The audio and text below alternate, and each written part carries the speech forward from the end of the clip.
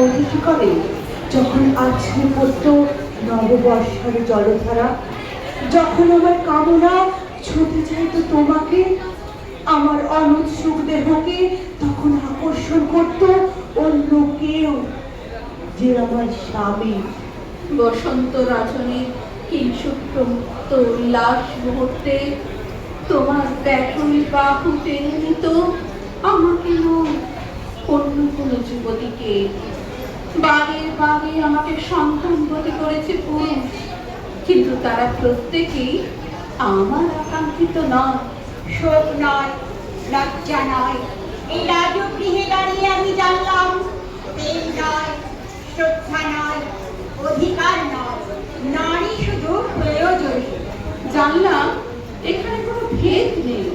ধর্মপ্রাণ যুধিষ্ঠির, শক্তিমান ভীম, প্রেমিক অর্জুন আর লোলুপ ধৃতরাষ্ট্রনন্দনদের মধ্যে। প্রতিকার চাইছি না, যা শুধু বিলাসের, সেই বস্ত্র ছিনিয়ে নেয় যদি কোনো দুঃশাসন নেই। আমি কাঁদছি না, চারপাশে ভাসানের ডিঙায় পশুদের উদ্যান নাচের ভঙ্গি আমি দেখছি না, চারপাশে তীর্থের অক্ষম বিলাপ আমি শুনছি না। ধনুপার মেয়ে, আমি ফিরিয়ে আনছি আমার জন্মের স্মৃতি, যজ্ঞের আগুন। দ্রৌপদী নই, নই পাঞ্চালী, নই ভরত কুলবধূ, আমি কৃষ্ণা, জগদাগ্নি সম্ভূতা, শুধু নারী এক। আমার হেমন্তের নীল মেঘমুক্ত আকাশের নিচে কুরুক্ষেত্রের জনহীন প্রান্তরে দাঁড়িয়ে সেদিন শিখণ্ডীর বিলাপ বড়ই মর্মস্পর্শী।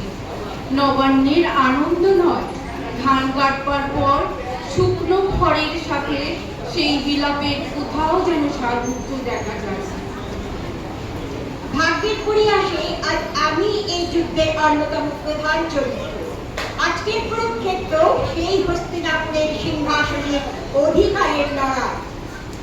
যে রাজপ্রাসাদ সাক্ষী আমাদের লাঞ্ছনার ইতিহাসের, প্রতারণার ইতিহাসের, নারীত্বের চরম অবমাননার ইতিহাসের সাক্ষীবার। মহামতি বলেন কি তিনি তার বৈমাত্রীয় ভাই প্রায় অসুস্থ বিচিত্র বীর্যের সাথে 3 জন নারীকে বিবাহ দিতে উদ্যত হয়েছিলেন? বিবাহ না ঢক্কানীনাথের ভাইয়ের ব্যভিচারের ব্যবস্থা করে দিচ্ছিলেন? মহানাতার গৌরবের লিপ্সায় অন্যায়কে অন্যায় করতে পারেনি কোনো। অনেক পরে হস্তিনাপুরবধূ দ্রৌপদীর যখন প্রকাশ্য রাজসভায় বস্ত্রহরণ হয়েছিল, তখনও তাঁর নিরাপত্তা অন্তত সেই দেয়। অম্বিকা অম্বালিকার সাথে বিবাহের অল্প দিনের মধ্যেই অসুস্থ বিচিত্র বীর্য পৃথিবী থেকে বিদায় নিয়েছিলেন। আর তখন মাতা সত্যবতী তার অবৈধ পুত্র ব্যাসদেবকে অন্তঃপুরে আহ্বান করলেন বংশ রক্ষার কারণে। আবারও ব্যভিচার, রাজ অন্তঃপুরে এই বলাৎকারও ধর্মের মোড়কে পেশ করা হয়েছিল সেদিন। নীতিপাড়ায় বিশ্বদেব সেদিনও নীরব ছিলেন। আমি জানি কাল বা পরশু আমিও হয়তো আর থাকবো না, থাকবে না শিখণ্ডী, অম্বা, কেউ। তাও আজ আমি তৃপ্ত, আমার প্রতিশোধের আগুন অবশেষে নির্বাপিত হয়েছে। কাশীরাজ কাশ্যপ, রাজরানী কৌশল্যা, অম্বিকা অম্বালিকার হয়ে আজ শান্তি তর্পণ করলাম আমি, অম্বা, এই বিজন কুরুক্ষেত্রের প্রান্তরে। দাপর যুগের এই ঘটনা আমরা হয়তো কম বেশি সবাই জানি।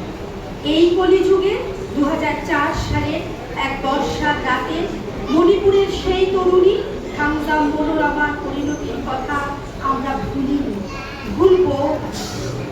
নগ্ন উঠে দাঁড়ালো আমার মণিপুরের মা, এই মায়ের দু চোখ থেকে চোখ পেয়েছি, আশীর্ণ হাতা পেয়েছি, পেয়েছি শাড়ি গামা।